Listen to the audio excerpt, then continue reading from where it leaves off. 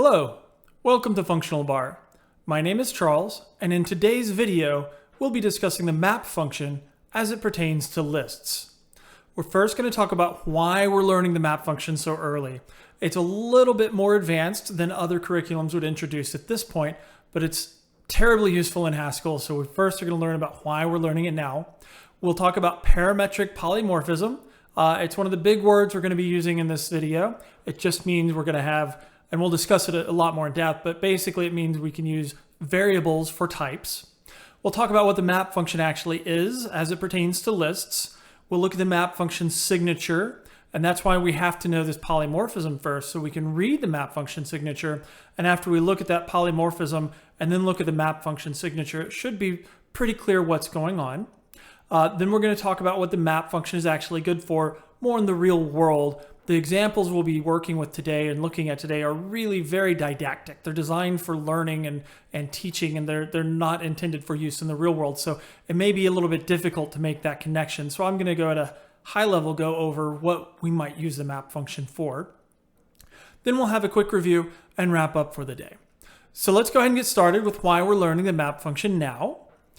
Primarily because it works in things that aren't lists and things that aren't list-like. In other languages, you can expect to have a map function. In modern languages, you should expect to have a map function on a list or a sequence or an array that they tend to be there somewhere. You may have to import another library to provide that functionality, but it'll almost always be there for those types, those simple types. In Haskell and other languages like Haskell, the map function is on a whole lot of different types. And so we use it all over the place in Haskell. It's actually really, really important. And you'll start to see some of that today, a little bit later on, why it's so important. But it's important that you know what it is, because unless you know the map function, it's very difficult for us to get anywhere in Haskell with some of the other common types that we use. In fact, it's so common it has an infix form. It's not the part with the tildes, that just turns the color here. It's just the pointy brackets with the $ in the middle. So if you see that code when you're digging around in someone else's code base, that's just a map function. We're going to learn it today, and you know that's a map function being used somewhere else on some other type, perhaps a list. So let's move on with parametric polymorphism. In short, we're learning it now because it's so very important and used all over the place in Haskell. So with the parametric polymorphism, this is really straightforward. There's a lot of study in this. What we need to know for today is just that we can replace types with variables in our type declarations, and that's it. There's some other stuff that goes along with it that we'll get to as we need it, but for right now, we just need to know about the replacing types of the variables. In some languages, especially object-oriented languages, this is called generics, and indeed it often is exactly parametric polymorphism. I want to stress the word often here. There's a lot of different kinds of polymorphism, and different languages implement it a little bit differently. But in general, you can expect it to work very similarly in any other language you're working with, especially something popular like C# or Java or even C++. So let's go ahead and look at polymorphism some more before we move to the map function. So you may recall we had an int ID function in an earlier video. Maybe it was ID int. Either way, we're going to call it int ID. And that took an int and it returned an int. And we define it as x equals x. So it's really straightforward. We just take the function, and anytime we called it, it would return the same value. And we thought, well, why? What is the use of this function? Turns out it's really useful, especially in studies like this one. So if we wanted to, and at the time I told you, well, there's an actual other function. That's why we can't call it ID. It's the identity function, because in Haskell it's called ID, and it's basically built in. It's in something called the prelude. And unless you do something special, you're always going to have the prelude included. Now you can see the type signature has changed just a little bit. Instead of int, we use an A. This is very common in Haskell. A, B, C tend to be used for our type variable names here, starting with A, just because there's nothing else good we can call it. It's some type. We don't care. Just some type. And it returns an A. Now, the interesting part of this constraint is that whatever type we pass in as the argument, the return absolutely must be that type. That's the identity function, a constraint from the identity function. And this is one of the ways we can give constraints. So when we're designing our own, we have to think, what is the type that comes back? For now, what we really need to focus on is that we don't have to write int, we don't have to write double, we don't have to write float or string or anything. We just write a. And we can see very clearly that the function body is identical to the one that was only for ints. It just takes whatever we give it, it just gives it to us back as a return. So we don't have to do anything else to change it, except just change the type signature here a little bit. And now we've got an identity function. Now I'm gonna cut this one out because it's gonna conflict and we don't need it. We'll just use the built-in identity function now, ID. It may be implementation, maybe a tiny bit different. You should never assume an implementation for one of these big library functions that are commonly used. You should expect it to work the way it's defined. Whatever we give it comes back, however they implement that. Especially in these low-level libraries. The reason for the low-level libraries is because they may pull tricks for performance that we should never do in our application code and probably never do even our systems code. This is a very, very good reason for it. So let's look at this ID function. You see, I've already written it here with map, but we're just gonna look at ID. Now remember, for ID, anything we give it, let me add this back so you can see it.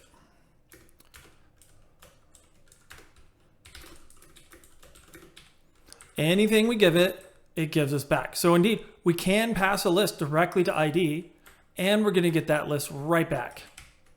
And please recall the colon here is our type of kind of operator. It says, hey, the thing on my left is what I said on my right. And in fact, so we said this is a list of ints, and in Haskell, that's because we can't use our numeric literals quite as easily because there's a lot of different kinds of numeric types in Haskell, which makes it great for numerical analysis type things. So let's go ahead and run this. We see we got that list right back. Just exactly as we'd expect. We just called ID, the identity function. Whatever we give it, it gives us back. Doesn't matter what we give it, it gives it to us back. So that's all there is to the identity function. And that's really all there is for the parametric polymorphism as far as we're going to need it today. We can get into it. We will get into it a little bit further. Like, how do I constrain these types more, that sort of thing. But we don't need it today. I do want to point out one other thing. We could. This is a little bit different from two A's. A to B means it can be a different type than A, but it also can be the same type as A. So it could be different or it could be the same. So anytime you see A and a B, like this, it means they may be different types. They are allowed to be different types. They also are allowed to be the same type. We don't have to require them to be the same type when we have an A and a B like that. When they're both A's, they absolutely must be the same type. So let's go ahead and switch back to our overview here. So what actually does the map function do? We learned a little bit about parametric polymorphism. We use type variables instead of type names. Oh, I'm sorry, I forgot. I need to mention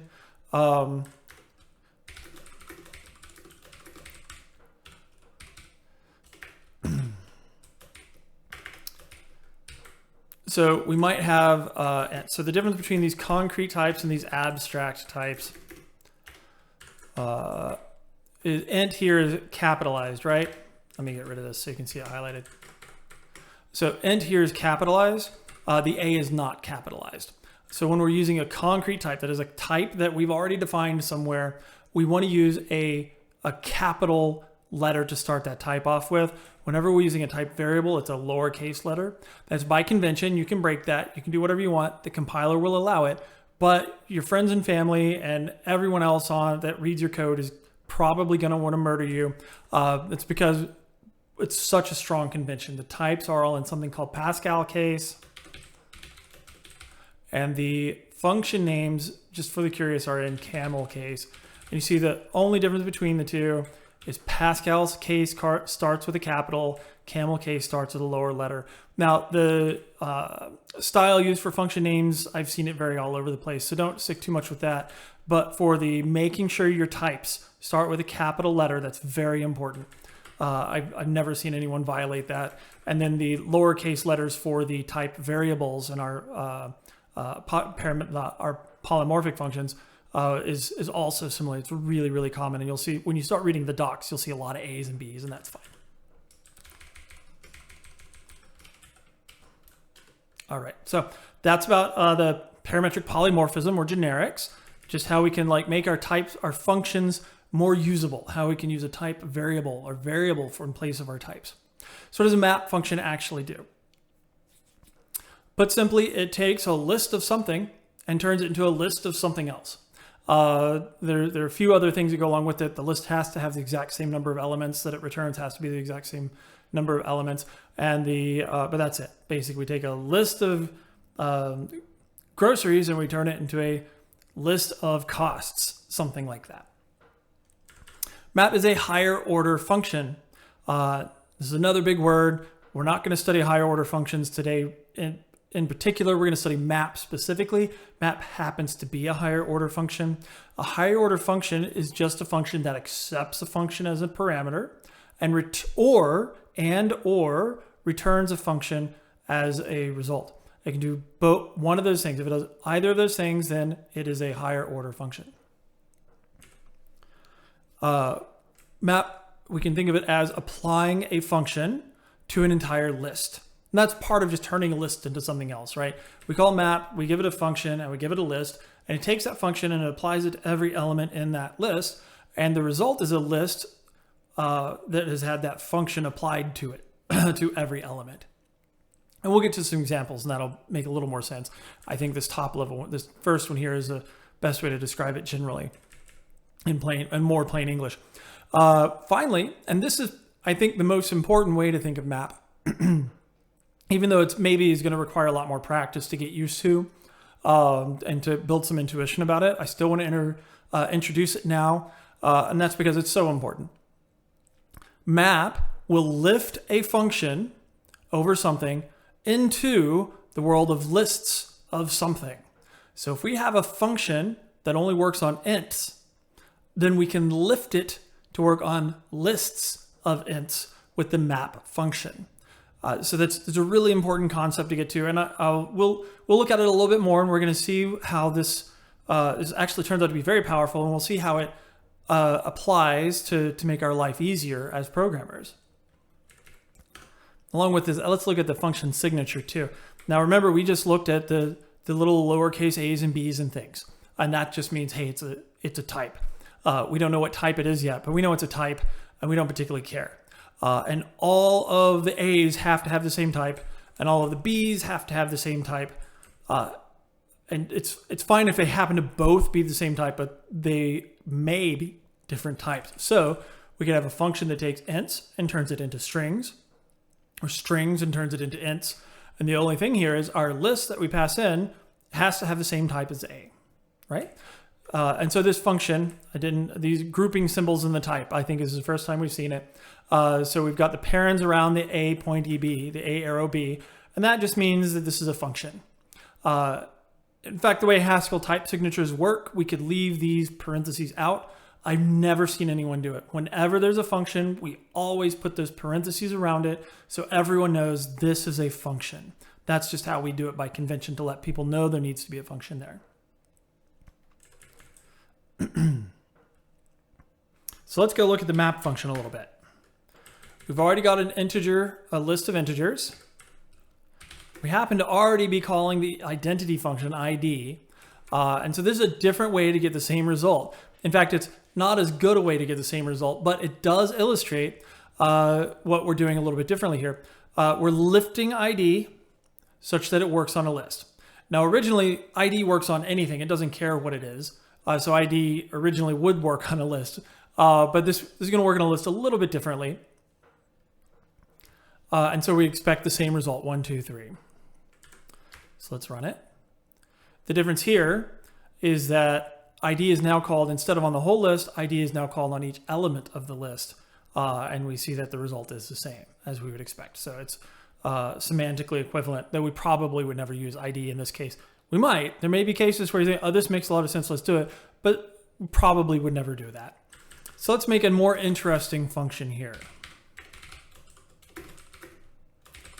we'll just have double. And it's going to take an int and it's going to return an int. And then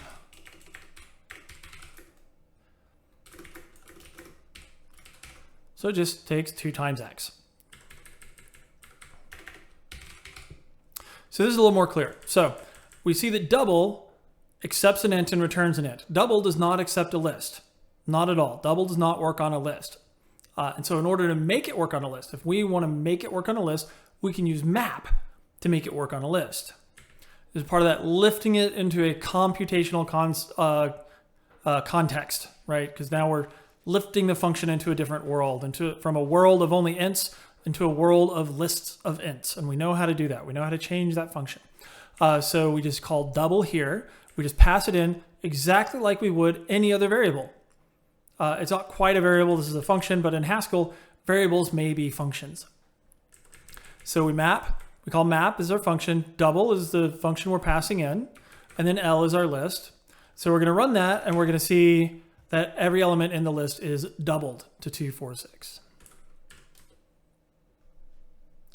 Indeed, that came out exactly as we expected. It's now 246. Now there's a few other ways to write that. I can't remember if we talked about lambda syntax when we were talking about functions, but I'm going to use it right now in case we didn't, because when you're studying map, you're almost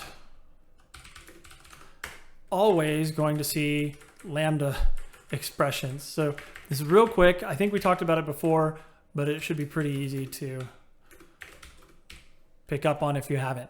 So if you've been practicing with your functions, this should, it's got a little bit different syntax. You got to screw your eyes around just a little bit different.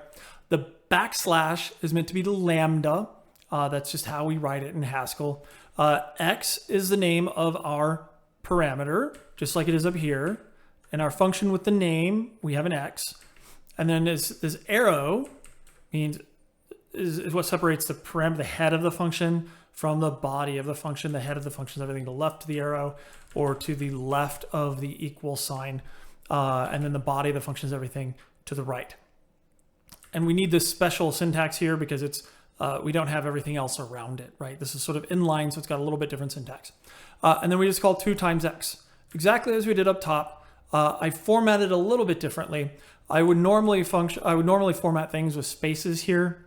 I find that more easy to read. But with a lambda expression, such a tiny little function that's all inline, I like it better this way without the spaces here. I just think it's more readable. Of course, you do what you prefer, and whenever you go to a shop at your job, you do whatever everyone else is doing in your job or whatever is in that file. Keeping it keeping everything formatted the same as in the same file as is already there is really important. And then of course we just pass our L for the list, right? So this is just another way to write the same thing, except we're using a lambda expression instead of a function. And we'll go ahead and run that. 246. And I'm going to show you real fast a third way to write this, which is probably what you're actually going to see in the wild more. X is, we can partially apply functions in Haskell. And if this is screwing with you, you can just ignore this. We'll be done with this a little bit in here in just a couple of minutes. So you can partially apply functions in Haskell. The times operator isn't special in Haskell, it's just a function. And so we can say 2 times and put that in parentheses, and that's going to return a function partially applied. We've already applied the left operator to that times, the left operand to that times operator. So the result is a function that's expecting another integer. So we can pass that in as a function to make it even shorter. And I'm showing you this because if you're looking around in the wild and you see this, you might be like, I don't know what's happening. This is strange. That's okay. This just give you a general idea of what's going on. And I'm going to write this back as a double again with our function here. This is generally my preferred way if for anything that's not super simple to have a named function. The reason I like to have a named function is I can put comments around it if I need to. I feel it's more readable to have that the name to help clue people in what's going on, to help clue me in, 6 months from now, that sort of thing. So I would often do something like this. Just in general, that's what I would do, unless the function's really short. This double is. Now I want to show you a couple of important things.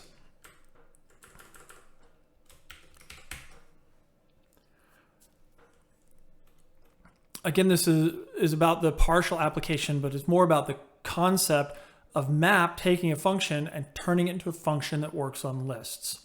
So I put the parentheses around here, the grouping symbols here, to say apply map to double, and that gives us a function. Remember, our function used to be a function that only works on ints. It gives us back another function that now works on lists of ints. And so I'm going to run that. And you see it worked just fine, 2, 4, 6. And we can even go a step further.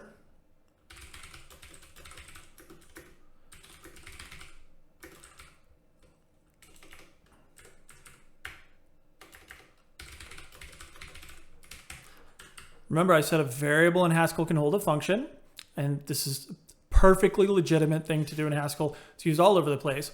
So we have double int list and then map double. So map turn double into a function that works on integer lists. There's actually some type inference going on to help it know what to turn it into, but that's enough for it to go. It's 2, 4, 6. I'll go ahead and write out the type here more explicitly. It takes an int. It accepts a list of ints, and it yields us a list of ints. I'll go ahead and run that. You can see how it works. And it works as we expected. Now, what if I had written that wrong? Just to prove to you that this actually is meaningful, because you've seen a lot of good computations, good compilations. So run this again. It's going to say, no, you can't do that. I don't know what's happening. It is indeed that type signature. But we seldom have to add the type signature here. So let's go ahead and do something on strings. Just put everything back and make sure it's in working order first. All right, so let's do something for strings. Let's take the length of a string, in fact.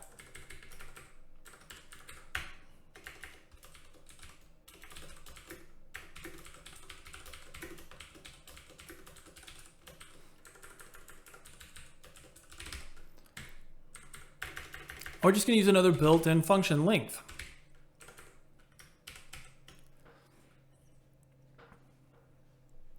And that's going to give us, this one's a little bit different. When we do map length, it's going to take a list of strings and turn it into a list of ints. And that's because if we call length on a string, it gives us the length of that string as an int. So we'll run that. I have 2, 5, 1, 3. That's exactly what we'd expect. And 2 is 2 characters in it. Apple has 5. We see 1, 2, 3, 4, 5. A has 1, and day has 1, 2, 3, 3. So it's exactly what we got down here. So it's exactly what we'd expect to get. So map has lifted the length function into a new function, and the length function works on a string, a single string, and has lifted it up so that now that length function works on a list. And it does it by applying that function to every element in the list. And that's just how maps on lists work.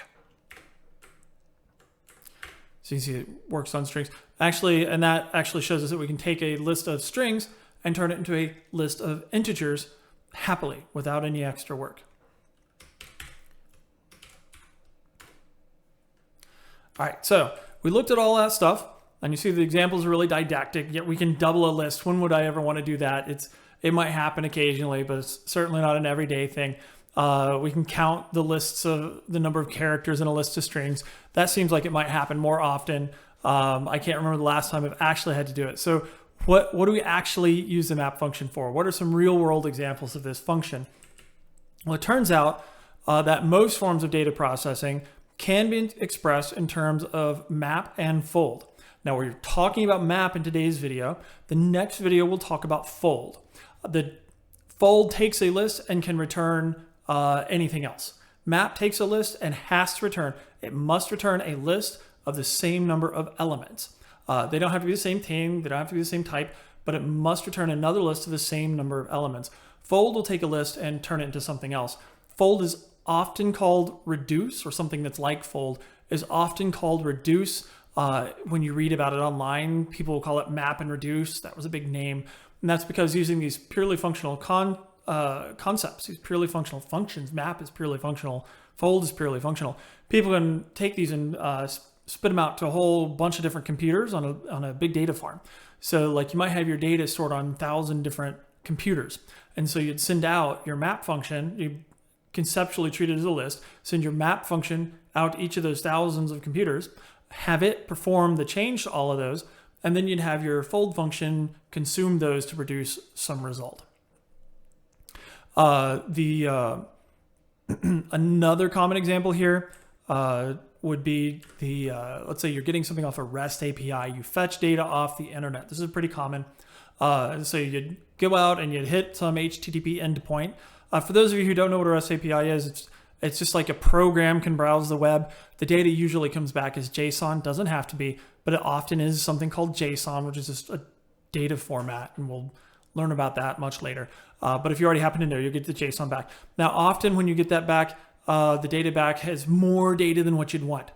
So you'd use a map function, potentially, to get rid of all the extra data, and that way you only have the data you need. So you take a bunch of data that's in a bad structure for you, and you get rid of the extra data, or maybe you need to actually transform that data structure from whatever the producer gives you, which is probably a different company, right? Definitely a different program, almost certainly a different programmer, but probably even a different company where you have no control of the format.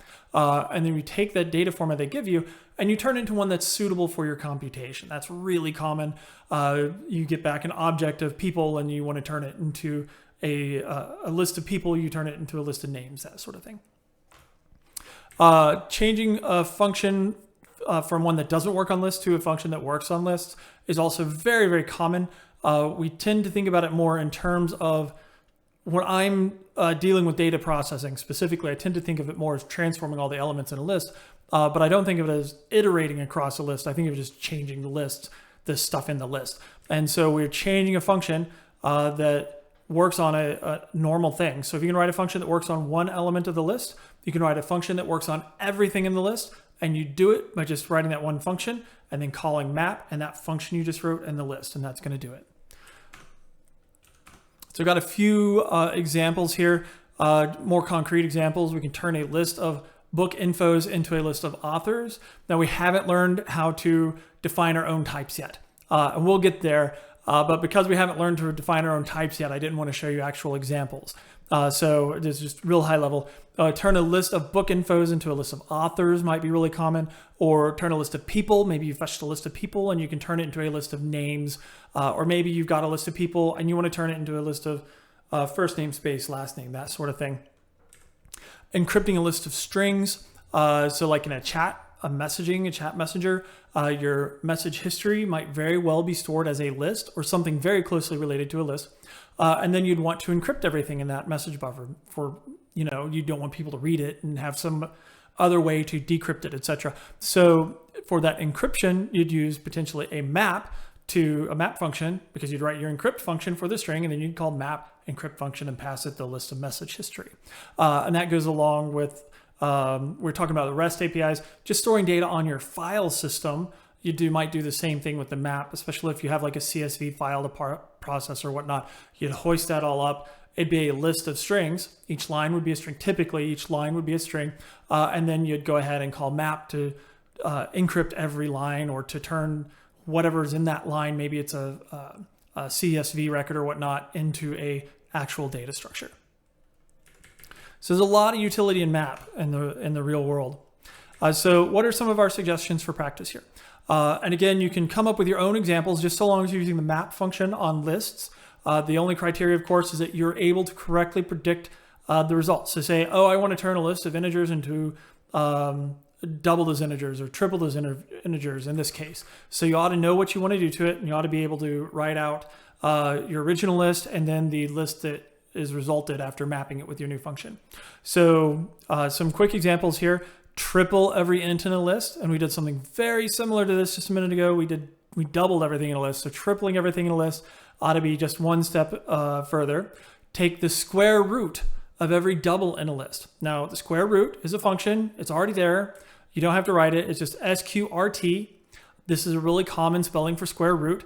Lots of languages have something very similar to this. And I've included the type signature here. A double, it accepts a double and it returns a double. So you want to have a list of doubles, and then you can map the square root and take the square root of everything in that list and get the result. Our final one is the maybe a little bit of a stretch goal, but I don't think this is particularly difficult. Might be easy to get tangled up thinking about it in, so I'm going to walk you through it a little bit. Take a list of strings and turn it into a list of the first character of every string.